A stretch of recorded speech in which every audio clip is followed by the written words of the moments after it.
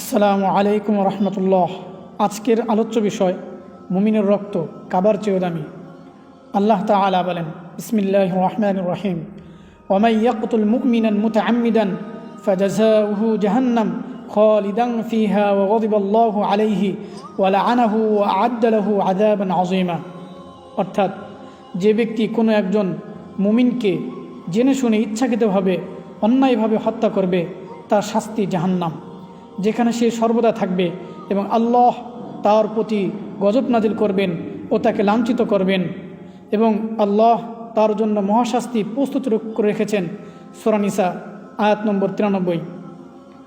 একজন মুমিনের মূল্য আল্লাহর কাছে এমন যে তাকে হত্যা করলে আল্লাহ হত্যাকারীকে জাহান্নামে দিবেন।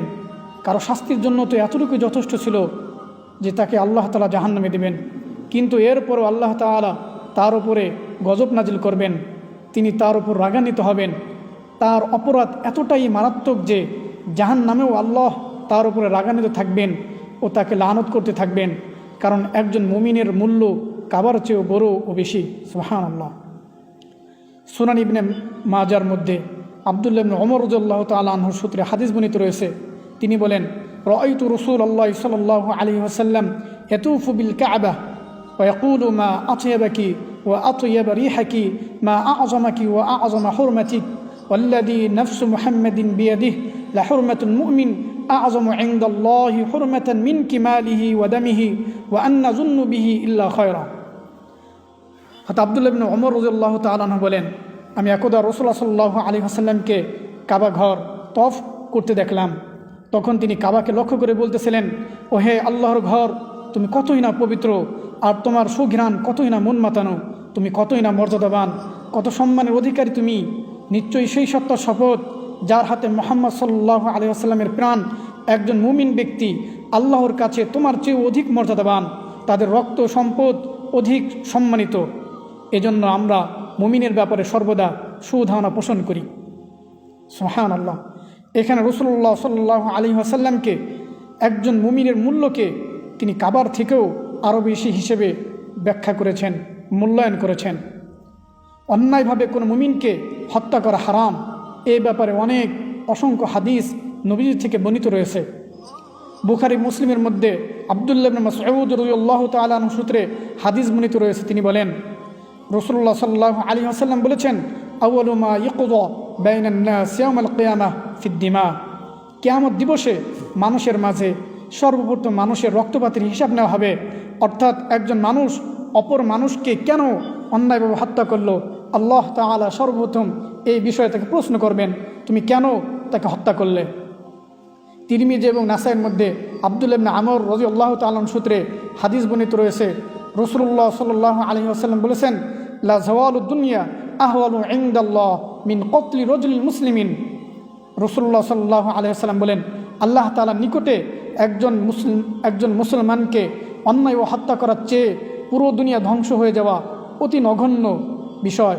অর্থাৎ পুরো দুনিয়া ধ্বংস হয়ে যাওয়া আল্লাহর নিকটে অতি তুচ্ছ মামুলি বিষয় একজন মুমিনকে অন্যায়ভাবে হত্যা করার চেয়ে। এর দ্বারাই বুঝে আসে একজন মুসলমানের মূল্য কত বেশি। তিরমিজির অপর একটি রওয়ায়াতের মধ্যে হযরত আবু সাঈদ খুদরী রাদিয়াল্লাহু তাআলা আনহু ও হযরত আবু হুরায়রা রাদিয়াল্লাহু তাআলা সূত্রে বর্ণিত রয়েছে। তারা হুজুর সাল্লাল্লাহু আলাইহি ওয়াসাল্লাম থেকে হাদিস বর্ণনা করেন। রাসূলুল্লাহ সাল্লাল্লাহু আলাইহি ওয়াসাল্লাম বলেছেন, লাউ আন্না আহলাস সামাই ওয়াল আরদ ইশতারাকু ফি দামি মুমিনিন লা আকাব্বাহুমুল্লাহু ফিন্নার।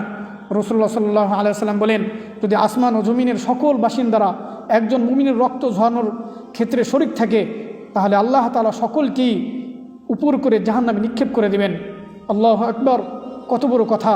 আল্লাহ তাআলা একজন মুমিনের জন্য সকলকেই জাহান্নামে নিক্ষেপ করে দিবেন এবং সকলকেই জাহান্নামের মধ্যে নিক্ষিপ্ত করার সিদ্ধান্ত নেবেন। অপর একটি হাদিসের মধ্যে রাসূলুল্লাহ সাল্লাল্লাহু আলাইহি ওয়াসাল্লাম বলেন, মান আ'আনা আলা কতলি মুসলিমিন ওয়ালাউ বিশাতরি কালিমাতিন জাআ ইয়াউমাল কিয়ামা মাকতুবুন বাইনা আইনাইহি আয়াতুন মিন রাহমাতিল্লাহ। রাসূলুল্লাহ সাল্লাল্লাহু আলাইহি ওয়াসাল্লাম বলেন, যে ব্যক্তি কোনো মুসলমানকে অন্যায়ভাবে হত্যা করার জন্য একটি শব্দের মাধ্যমেও অপরকে সাহায্য করলো, সে কিয়ামত দিবসে এমন অবস্থায় আল্লাহর নিকটে উপস্থিত হবে যে তার কপাল লেখা থাকবে, এই ব্যক্তি আল্লাহর রহমত থেকে পরিপূর্ণ নৈরাশ হয়ে গেছে, অর্থাৎ এই ব্যক্তি জাহান্নামী। অপর একটা হাদিসের মধ্যে হযরত আব্দুল্লাহ ইবনে আব্বাস রাদিয়াল্লাহু তাআলা সূত্রে বর্ণিত রয়েছে রাসূলুল্লাহ সাল্লাল্লাহু আলাইহি ওয়াসাল্লাম বলেন, ইয়াজিউল মাকতুল বিল কাতিল ইয়াউমাল কিয়ামা নাসিয়াতুহু ওয়া রাসুহু বিয়াদিহি ওয়া আওদাজুহু তাশখাবু দামান ইয়াকুলু ইয়া রাব্বি কাতালানি হাত্তা ইউদনিয়াহু মিনাল আরশ। রাসূলুল্লাহ সাল্লাল্লাহু আলাইহি ওয়াসাল্লাম বলেন, নিহত ব্যক্তি হত্যাকারী ব্যক্তিকে কিয়ামত দিবসে আল্লাহর সামনে তার মাথার অগ্রভাগের চুল এবং তার মাথা ধরে নিয়ে আসবে এবং বলতে থাকবে, এবং সে বলতে থাকবে, হে আমার প্রতিপালক, এই ব্যক্তি আমাকে কেন হত্যা করেছে? এই কথা বলতে বলতে সে আল্লাহ তাআলার আরশের নিকটবর্তী হয়ে যাবে। রাসূলুল্লাহ সাল্লাল্লাহু আলাইহি ওয়াসাল্লাম হযরত আবু দারদা রাদিয়াল্লাহু তাআলা সূত্রে হাদিস বর্ণিত রয়েছে, রাসূলুল্লাহ সাল্লাল্লাহু আলাইহি ওয়াসাল্লাম বলেন, কুল্লু যামবিন আসাল্লাহু আয়াগফিরাহু ইল্লা মান মাতা মুশরিকান আও মান ইয়াকতুল মুমিনান মুতাআম্মিদান। যেই ব্যক্তি আল্লাহ তাআলার সাথে শরিক করে এবং যেই ব্যক্তি কোনো মুমিনকে অন্যায়ভাবে হত্যা করে, এই দুই ব্যক্তি ছাড়া আল্লাহ তাআলা সকল ব্যক্তির গুনাহকেই ইচ্ছা করলে ক্ষমা করে দিতে পারেন। কিন্তু যে ব্যক্তিরা আল্লাহর সাথে শরিক করবে এবং কোনো মুমিনকে অন্যায়ভাবে হত্যা করবে, আল্লাহ তাআলা এদেরকে ক্ষমা করবেন না। এই জন্যই হয়তো আব্দুল্লাহ ইবনে আব্বাস রাদিয়াল্লাহু তাআলা আনহুর মত হলো, লা তাওবাতা লিল কাতিল আমাদান লিল মুমিন। তিনি বলেন যে যদি কোনো হত্যাকারী কোনো মুমিনকে ইচ্ছাকৃতভাবে হত্যা করে, তাহলে ওই ব্যক্তির তওবা আল্লাহ তাআলা কবুল করবেন না। কত বড় কথা! একজন মুমিনকে যদি কোনো ব্যক্তি ইচ্ছাকৃতভাবে হত্যা করে, তাহলে ওই ব্যক্তিকে আল্লাহ তাআলা ক্ষমা করবেন না, ওই ব্যক্তি চিরস্থায়ী জাহান্নামে যাবে। আল্লাহ তাআলা আমাদের সকলকে এই জঘন্য অপরাধ কোনো মুমিনকে হত্যা করা থেকে বেঁচে থাকার জন্য তৌফিক দান করেন। ওয়া আখিরু দাওয়ানা আলহামদুলিল্লাহি রাব্বিল আলামিন।